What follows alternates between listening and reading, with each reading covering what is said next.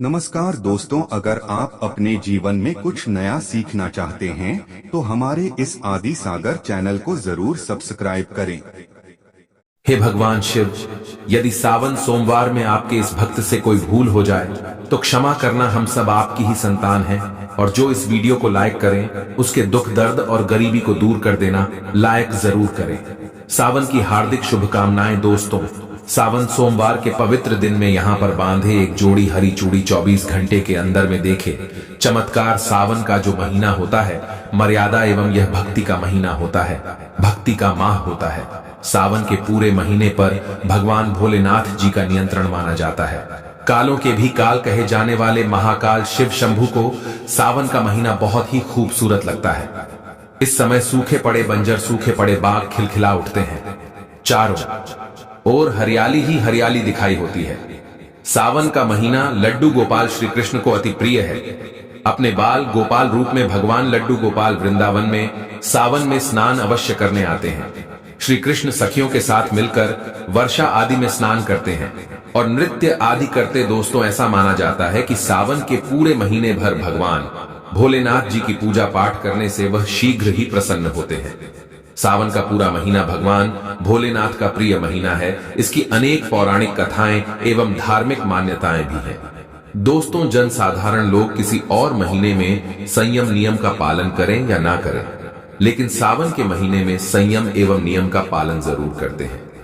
सावन में जो लोग व्रत आदि करते हैं तो उन्हें पूरे महीने भर लहसुन प्याज तथा किसी का झूठा भोजन भी नहीं करना चाहिए, क्योंकि इस समय व्रतधारी भगवान शिव की शरण में होता है। तो आप कोई भी ऐसा पाप ना करें जिससे भगवान शिव क्रोधित हो जाएं। तो आज की जो वीडियो है बहुत ही सुंदर है, ज्ञानवर्धक जानकारी है। इस वीडियो को अपने फायदे के लिए जरूर पूरा देखना है, क्योंकि अधूरा ज्ञान हमेशा अधूरा फल ही देगा और भगवान शिव का अपमान भी माना जाएगा।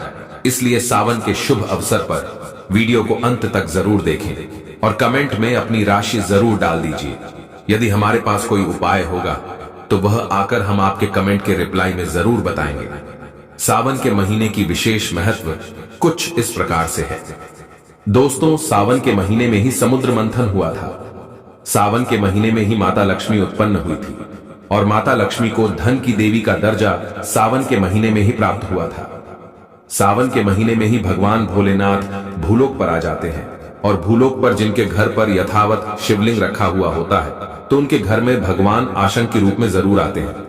दोस्तों, इस माह में भगवान विष्णु योग निद्रा में चले जाते हैं तो सृष्टि का जो भार होता है वह भगवान भोलेनाथ संभालते हैं। तो आज की जो वीडियो का विषय है बहुत ही सुंदर है कि इस वृक्ष पर बांधे 2 जोड़ा हरी चूड़ी आपकी हर इच्छा शीघ्र ही पूर्ण होगी। और इस वृक्ष पर सावन में अगर हरी चूड़ी बांधते हैं तो आपकी सभी मनोकामना शीघ्र ही पूर्ण होगी ही होगी और आपका आने वाला समय भी सुगमता पूर्वक से गुजरेगा। और कैसी भी आपके जीवन में जो परेशानी चल रही हो वह परेशानी भी समाप्त हो जाएगी। अच्छी चूड़ी सभी समुदाय के लोग पहनते हैं। हिंदू, मुस्लिम, सिख, ईसाई सभी लोग अपने हाथों में चूड़ियां अवश्य धारण करते हैं। कोई इसे बैंगल्स बोलता है तो कोई इसे कड़े, कोई इसे चूड़ी आदि बोलता है, लेकिन चूड़ी का महत्व सर्वप्रिय है। देवी देवताओं को अति आकर्षित करने वाली चूड़ियां मानी जाती हैं, खासकर माता रानी। जो महिला चूड़ी पहनकर, दोस्तों, अगर आप भी भोलेनाथ के सच्चे भक्त हैं तो कमेंट बॉक्स में ओम नमः शिवाय जरूर लिखना। और अगर आप भोलेनाथ से प्यार करते हैं तो 1 लाइक जरूर करें। दोस्तों, भगवान भोलेनाथ जी को यह 3 वृक्ष अत्यंत प्रिय है और इस वृक्ष की पूजा करने से शिव पूजा करने का ही फल प्राप्त होता है। दोस्तों, इस वृक्ष के बारे में शास्त्रों में यह भी कहा जाता है कि मनुष्य जाति के जन्म कल्याण के लिए स्वयं भगवान भोलेनाथ एवं माता पार्वती इन वृक्षों के रूप में भूलोक पर अवतरित हुए थे, अर्थात भूलोक पर जन्म लिया था। तो आइए इस वीडियो में जानते हैं सावन में हरी चूड़ी का महत्व। दोस्तों, हरा रंग सौभाग्य एवं उल्लास का प्रतीक माना जाता है, जो मन को शीघ्र ही आनंदित करता है। हरा रंग प्रकृति का वह स्वरूप है। हरा रंग प्रकृति का स्वरूप माना जाता है और माता पार्वती भी प्रकृति है एवं भोलेनाथ को पुरुष माना जाता है। दोस्तों, हरे रंग का उदाहरण कुछ इस प्रकार से है जैसे सावन में भगवान शिव जी को चढ़ाए जाने वाले बेलपत्र, धतूरा, भांग एवं दूब हरे रंग की होती है। दोस्तों, प्रकृति निर्माण करने वाले भगवान भोलेनाथ हरे रंग से अति शीघ्र ही प्रसन्न होते हैं। सावन में जो महिला हरे रंग की चूड़ी पहनती है, हरे वस्त्र धारण करती है, उन्हें अखंड सौभाग्य की प्राप्ति होती है। दोस्तों, इसलिए कहा जाता है जितनी भी माताएं बहनें हैं उन्हें पूरे सावन के महीने में हरे रंग की चूड़ी जरूर पहननी चाहिए, हरे वस्त्र जरूर धारण करने चाहिए। सावन के महीने में जो माताएं बहनें भगवान भोलेनाथ की पूजा करती हैं, शिव पूजा करती है, ऐसी माता बहनों को हरे रंग के वस्त्र धारण करने चाहिए और भूलकर भी सावन के महीने में नीले और काले वस्त्र किसी भी महिला को कदापि नहीं पहनने चाहिए। ऐसा माना जाता है कि इस रंग के कपड़े पहनने से महिला के पति पर कष्ट आते हैं और उनके पति की आयु कम हो जाती है। तो दोस्तों, इस वृक्ष पर किसी भी सावन सोमवार के दिन या सावन में किसी भी समय जरूर बांधे। हरी चूड़ी दुर्भाग्य आपका सौभाग्य में बदल जाएगा। कैसी भी आपके ऊपर परेशानी हो, गरीबी हो, कष्ट हो, कर्ज हो, तकलीफ हो, जीवन में जो परेशानी हो, वह सारी समस्याएं समाप्त हो जाएंगी। दोस्तों, केवल एक ही सोमवार के दिन अगर आप यह उपाय करते हैं, हरी चूड़ी इस वृक्ष पर बांधते हैं, तो आपके जन्म जन्मांतर की गरीबी भी मिट जाती है और शीघ्र ही आपके एक ही सोमवार के दिन यह उपाय करने से मनोकामना पूर्ण होगी। तो दोस्तों, वह वृक्ष कौन से हैं? आइए जानते हैं। प्रथम वृक्ष है शमी का वृक्ष। शमी के वृक्ष के बारे में ध्यान से सुनिए। तो शमी का वृक्ष माता पार्वती का एवं भगवान भोलेनाथ जी का मिश्रित स्वरूप कहा जाता है। इसलिए दोस्तों, शमी के वृक्ष को उमा महेश्वर वृक्ष भी कहा जाता है। पूरे सावन भर शमी के वृक्ष पर माता पार्वती एवं भगवान भोलेनाथ जी का वास माना जाता है।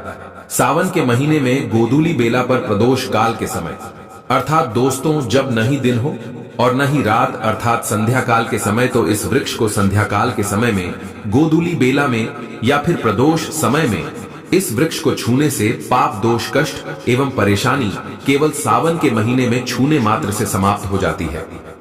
दोस्तों, सावन के पवित्र महीने में अगर शमी वृक्ष की जड़ पर कच्चा दूध डाला जाए तो भगवान शिव शीघ्र ही प्रसन्न होते हैं एवं माता पार्वती का ढेर सारा आशीर्वाद प्राप्त होता है। दोस्तों, शमी के वृक्ष का महत्व कुछ इस प्रकार से है। भगवान राम रावण पर आक्रमण करने के पूर्व भगवान राम ने शमी वृक्ष की पूजा की थी और पांडवों ने अपने दिव्य हथियार भी शमी के वृक्ष के नीचे में दबाए थे। शमी का वृक्ष जिस घर में लगा होता है उस घर का कल्याण हो जाता है और उस घर में सभी प्रकार के भौतिक सुख का वास माना जाता है।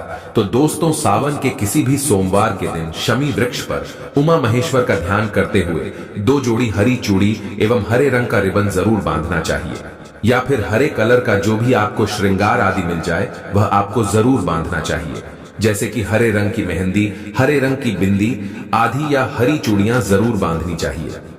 दोस्तों, कैसी भी आपकी मनोकामना हो वह एक ही बार में पूर्ण हो जाएगी, क्योंकि इस खास समय पर यानी सावन के समय में भगवान शिव खास तौर पर वास करने आते हैं धरती पर और शमी के वृक्ष में स्थायी रूप से वास करते हैं। शमी का वृक्ष छूने मात्र से आपकी मनोकामना शीघ्र ही पूर्ण हो जाएगी। पूरे सावन भर अगर शमी के पत्ते भोलेनाथ जी को उनकी पूजा में चढ़ाते हैं तो इससे अष्टलक्ष्मी आपके घर में वास करती है।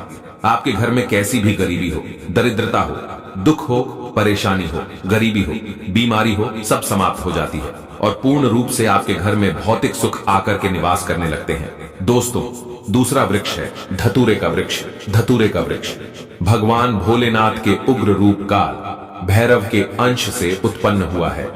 ऐसी मान्यता है कि शिवलिंग पर धतूरे के पत्ते या पुष्प फल चढ़ने से राहु, केतु एवं शनि के कुप्रभाव समाप्त होते हैं। धतूरे के वृक्ष पर सावन के किसी भी सोमवार के दिन अगर 2 जोड़ी हरी चूड़ी बांधे तो शत्रुओं से छुटकारा मिलता है एवं शत्रुओं का सर्वनाश होता है।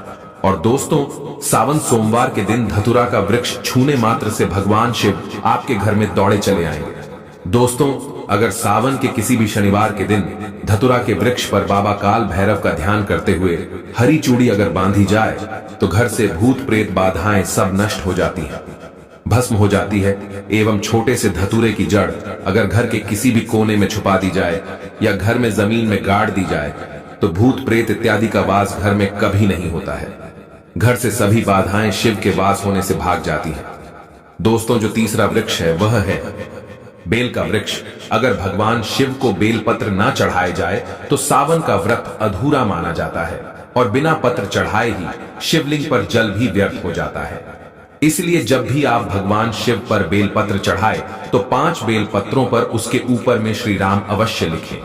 इससे भगवान शिव जल्दी और अत्यंत प्रसन्न हो जाते हैं। दोस्तों, सावन में बेल वृक्ष छूने से कई तीर्थों का लाभ मिलता है। सावन में इस वृक्ष को क्यों छूना जरूरी है, आइए जानते हैं। बेल वृक्ष की महिमा।